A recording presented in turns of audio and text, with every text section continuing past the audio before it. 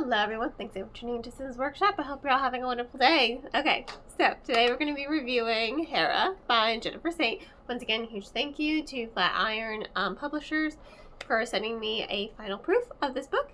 It was amazing. I love Jennifer Saint's writing style. I love how she writes, but I still haven't come across a book of hers that I loved as much as Ariadne.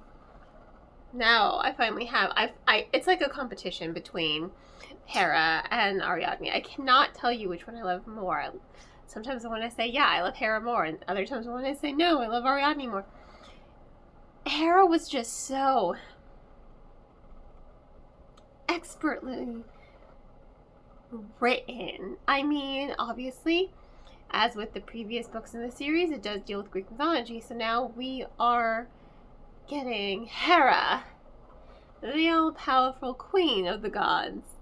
If you watched Hercules' Legendary Journeys, you are familiar with that phrase. Now we're learning her story, right? A lot of Greek myths always paint her as the petty, vengeful wife of Zeus, because he's a philanderer. He's always cheating on Hera, who is not just the queen of the gods, but also the goddess of marriage, right? So that's kind of like a slap in the face to her. He's a dick. He is a dick.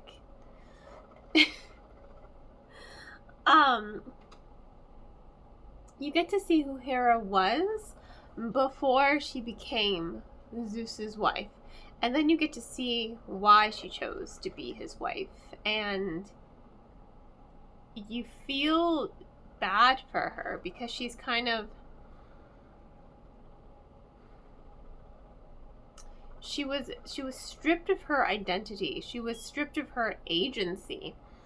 And it's such a powerful scene because it really does make you think about Hera and why she does the things that she does.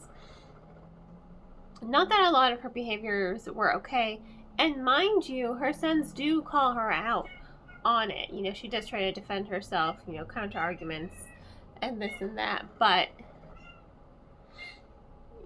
you're really understanding Hera as a person. You empathize with her. Even if you don't always agree with it, you understand why she does the things that she does, why she takes vengeance on the women. And a lot of it doesn't have to do with her being jealous. It's more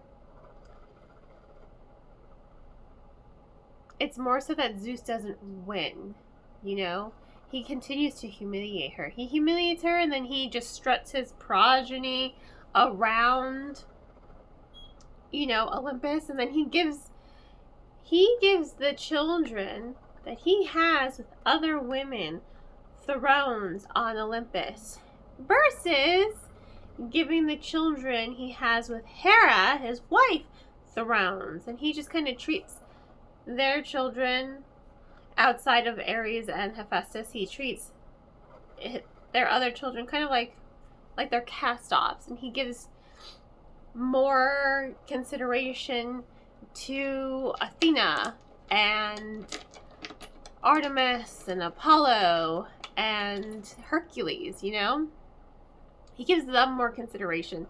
So it's an even more of a slap in the face.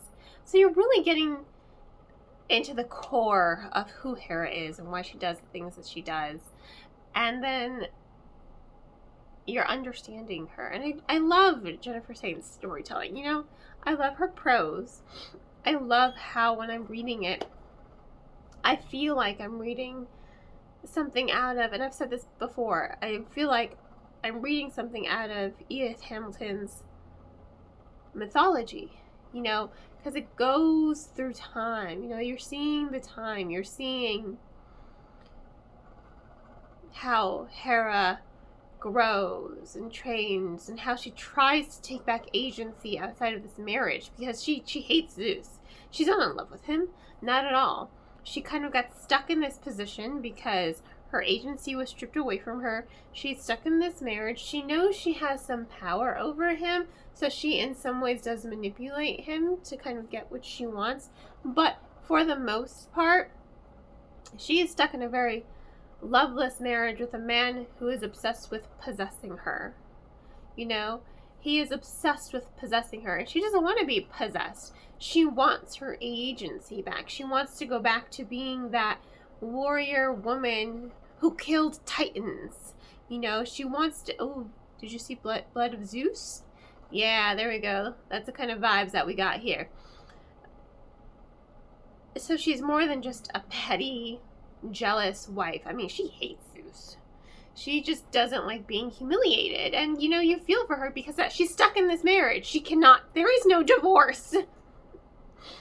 But she's a goddess of marriage, so she has to uphold that virtue. So she is trapped, and oh god, it makes you angry when you're reading it, and you just want her to succeed every single time she tries to one-up him or destroy him. And when her plans are foiled, you're just like, you poor girl, until you get to the end and you know Zeus really gets his, and it's great.